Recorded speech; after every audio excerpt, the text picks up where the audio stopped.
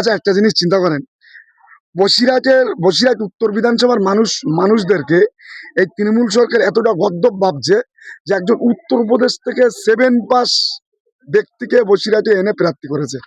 একটা জিনিস তৃণমূল কংগ্রেসের বন্ধুদের বলি, হয়তো বলতে পারে যে আমাদের প্রার্থী ইংলিশে কথা বলতে পারে। আমি বলি, হ্যাঁ, আমি আমার মাতৃভাষা বাংলা, আমি বাংলায় কথা বলি। দেখুন, আমেরিকায় যারা বাস করে তারা কিন্তু লেখাপড়া না করলেও ইংলিশে কথা বলে।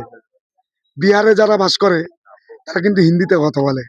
তোর মাতৃভাষা আপনার ইংলিশ কি হিন্দি, ইংলিশে বললেই যে শিক্ষিত এডুকেটেড তা না। আমি বাংলা ভাষায় কথা বলি, আমি গর্বিত, আমি বাঙালি। আমি হিন্দি ইংলিশ জানলেও আমি বাংলা ভাষায় বলবো, কারণ তৃণমূল কংগ্রেসের স্লোগান জয় বাংলা। ওনারা স্লোগান দিচ্ছে জয় বাংলা, আর বিহারিদের এনে বসিরহাট উত্তর বিধানসভায় প্রার্থী করছে। বসিরহাট উত্তর বিধানসভার মানুষ মূর্খ ব্যক্তিকে, উত্তরপ্রদেশের ব্যক্তিকে মেনে নিচ্ছে না। আপনি দেখুন, মা বোনেদের মুখে একটাই কথা, বসিরহাটের ভূমিপুত্র নওশাদ সিদ্দিকীর হাতকে শক্ত করবে, জোটের গায়ে হাতকে শক্ত করবে। 29 তারিখের জন্য অপেক্ষা করছে, 4 তারিখে বিজয় মিছিল একসঙ্গেই বেরোবে।